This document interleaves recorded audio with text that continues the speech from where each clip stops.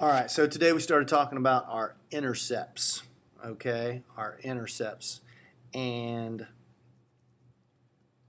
when we're doing linear graphs, okay, the definitions we came up with in class today, all right, the intercepts, we have two of them.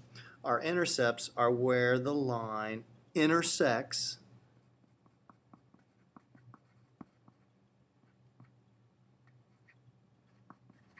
it's where it intersects the x and y axis. Okay, it's a location, all right, and it's where your line intersects the two axes.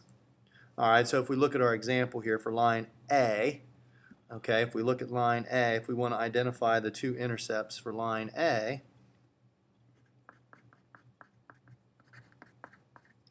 all right, the x-intercept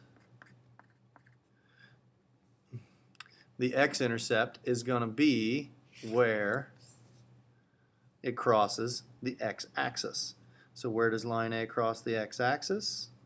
1, 2, 3, at this point right here. So that would be 4, 0. So the x-intercept for line A would be 4, 0.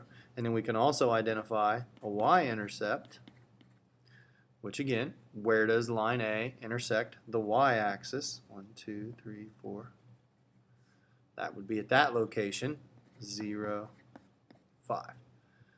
So x-intercept is 4, 0, y-intercept is 0, 5. Further example, line B. Line B for our x-intercept here, that would be at 1, 2, -3, 0. And for our y-intercept, 0, 1. So that would be just a simple identifying where they're located. Now, an important thing to remember about intercepts, if you notice in all four of these examples, 0 plays a major role in our intercepts. Okay, 0 plays a major role in finding intercepts. All right, so that's simply, given a graph, identify the two intercepts. Now, the question then is, what if we don't have a graph? What if we just have an equation? We still have to be able to come up with our two intercepts. Okay, and that is where we have to make this connection. 0 plays a major role here. So if you notice, to calculate our x-intercept, y was equal to 0. X-intercept, y is equal to 0. So if we're given an equation, okay, we can transfer that piece of information. If we want to know what the x-intercept is, that means y has to be equal to 0. So we can substitute in our 0. Now we have just a little equation we need to solve. Add 9 to both sides. Divide everything by 3. X equals 3. So where's our x-intercept? 3, 0. Okay. If we want to calculate our y-intercept, notice, x is equal to 0. So if we come up here and we want to do our y-intercept, then that means we need to make x equal to 0.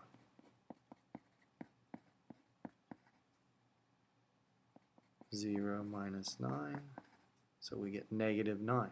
So the y-intercept is located at 0, -9. Once we find those 2 points, of course, this chapter is all about graphing. Okay, once we find those 2 points, we can go ahead and graph. So we would need a dot at 3, 0.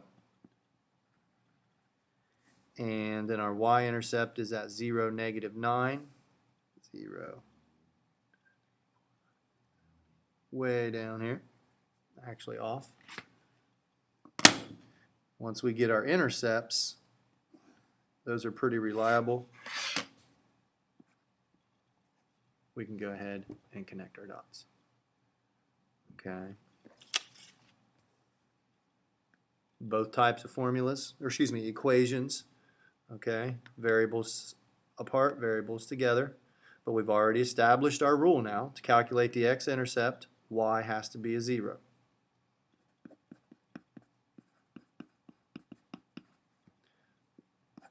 So 4x equals 16. We can divide out our 4, so we end up with x equals 4. So we have an x-intercept at 4, 0. Calculate your y-intercept.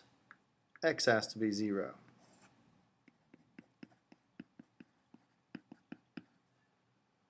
Four times 0.